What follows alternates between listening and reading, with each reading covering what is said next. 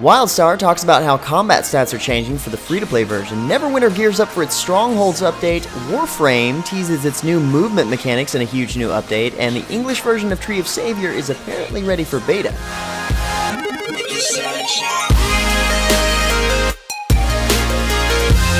What's happening, guys? James Blonde here with MMOHuts.com with a quick weekly recap for MMO news and announcements of the week ending July 27th, 2015. Starting off the news this week is this somewhat silly video from the team on Echo of Soul promoting their Big Sword contest. The contest is set up so that way players can actually win a life-sized replica of a warrior's divine sword from the game by submitting pictures of the biggest freaking sword that they can build out of nearly anything they want.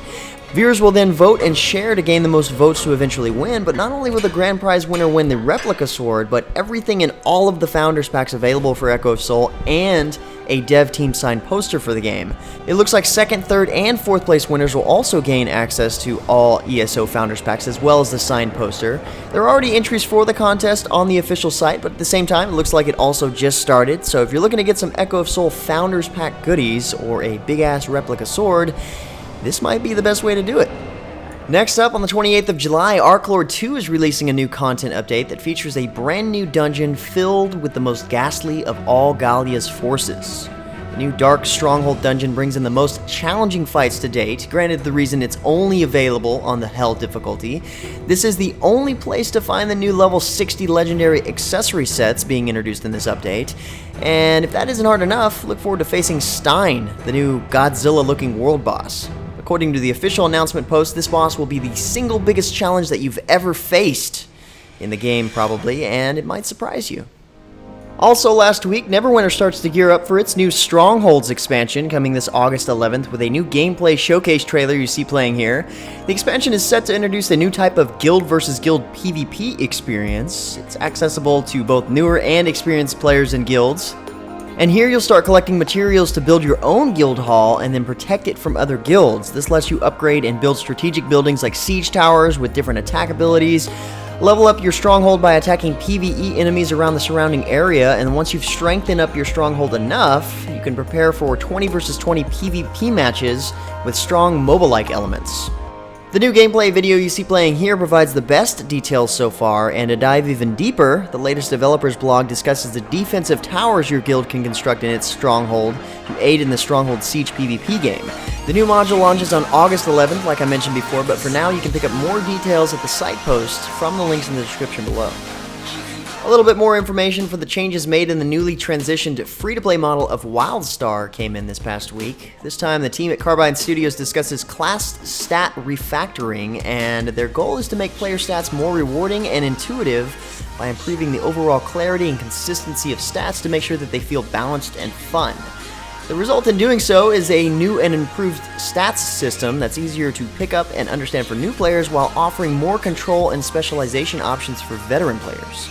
Some examples of changes include rehauling primary stats and a deep expansion of secondary stats, adjustments to how players influence stat power through runes, rebalancing of all the stats to make their powers work cohesively within the new system, and readjusting the power curve and adjustments of levels. Even with that, that's quite a bit of change. It kind of helps you understand some of the work involved when a game company transitions a game and then tries to revamp it along the way. Once the free-to-play update goes live, there will be a total of 6 core stats that serve a clear purpose. The secondary stats will also be available for experienced players to explore and utilize, ultimately lending to even more customization and control over individual playstyles than ever before. We don't have an exact date just yet, but you can look to MMOHuts.com for all upcoming information regarding Wildstar's swap to free-to-play. Some other interesting news popped up this past week. According to a news report from VentureBeat, John Smedley, longtime CEO of Daybreak Games, previously known as Sony Online Entertainment, has stepped down and is being replaced by former COO Russell Shanks. Since Daybreak went independent from Sony several months ago, it has been in the news quite frequently dealing with layoffs, DDoS attacks, and community reassurances that EQNext, H1Z1, and its other titles are still being worked on by the staff, thankfully. But as of now, with this drastic change, it's kinda unclear how it's going to affect Daybreak's games and services. Hopefully it's not too drastic. Also interesting news coming in early this week, actually. The Tree of Savior team has announced that the English, or global version of the game, is ready to start beta testing in August, as in, like, early August. The first beta test will run from August 4th through the 10th, and will feature the same client as the third closed beta for the Korean testers. It is definitely more far along than we thought.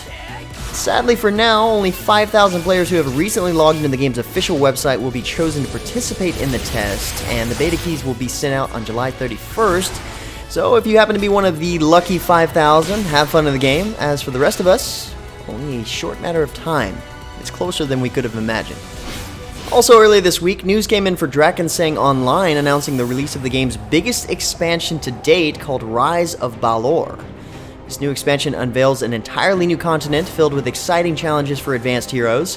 The update raises the maximum level cap from 45 to 50 and adds in 150 new quests, NPCs, and monsters to find.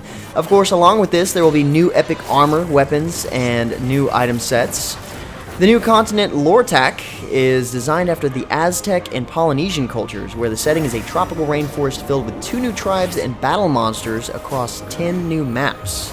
On top of that, the skill system in the game has been reworked from the ground up, converted to a skill and talent mastery system for all 4 character classes, letting players freely distribute their talent points as they like and experiment with specializations.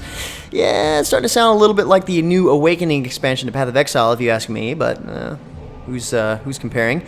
Beyond all of that, the update includes reimagined graphics and character lighting, among a range of other technical improvements. Seems like a nice size update and a step in the right direction for supporting content in the game, and the Rise of Balor is set to officially launch sometime in August. Next up, the new Walker update for Heroes and Generals brings the game new scopes and weapons, factory map updates, vehicle balances, and new ribbons and ribbon level completion. The new scope options separate factions' historical styles with not only changes to magnification, but also reticule styles. These sort of upgrades and add-ons can now be earned through ribbons, and in this update, they've added in specialist ribbons, which will allow you to unlock upgrades, accessories, and ammunitions for specific weapons. Based on popular demand, they've changed features in the factory map, giving players more cover on several of the access and capture points. Quite a few changes made in this update. I just mentioned a few there, so to learn more, check out the latest developer video log at the site post at MMOHuts.com. This coming Thursday, the 29th, marks the launch of the Parity patch to Blacklight Retribution from its new developer, Hardsuit Labs. This much-anticipated update is designed to bring all versions of Blacklight Retribution onto the same development page with a single source code that will make it a lot easier for the development team to update and maintain the game going forward. So this will for sure mean a quicker turnaround for future updates.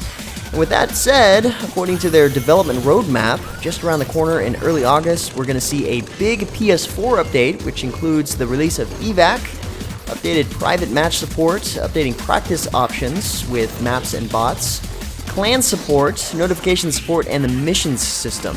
As far as late August and beyond, there are plans for the release of the BLR editor to Windows in September and a PC and PS4 content patch coming in October. Check out the site post at MMOHuts.com for links to even more details. And for our last bit of news, it seems like Elsword isn't the only game right now sporting a new dual character. Warframe has just released a teaser site for Echoes of the Sentient, and the first thing you see is a new Warframe being represented by Light and Dark, or Night and Day as it's referred to. With this unknown new Warframe, you can apparently switch from Day, which increases the ability strength of allies and destroys enemies in waves, to the Night form that heals allies and makes your enemies sleep. For good, I'm assuming. As far as other features presented on the teaser site, which are being revealed on a day-to-day basis, we have the huge changes to movement that we've been expecting. We've got Bullet Jump that lets you move quickly down enemy corridors, leap past enemy defenses, or clear wide chasms all in one smooth motion no matter what melee weapon you bring into the field. Another featured technique is aim gliding, allowing you to go on the offensive even while moving through the air. Combine this with double jump, wall dash, wall latch, and whatever else they reveal next, and I'm sure you've got an entirely new experience to the combat and movement in the game for sure. You'll definitely want to stay tuned for more updates as they become available. But anyway, guys, that's about it for all the major MMO news and announcements for this week. Unfortunately, last week we were right about the Phantasy Star Online 2 IP block release being a discovered accident, so to speak. The block was reinstated fairly quickly, but I guess one good thing that came from that is that many people suggested others trying the English patch of the Japanese version of the game. Apparently it's supposed to be better anyway. But like always, guys, if you're looking for more information regarding the news featured in the recap, check the links in the description below. Otherwise, find plenty more news at MMOHuts.com. Feel free to discuss the news in the comments below, or head over to MMOHuts.com/forums. And until next time, guys, it's going to be it for me. I'm James Blonde. See you out there, gamers.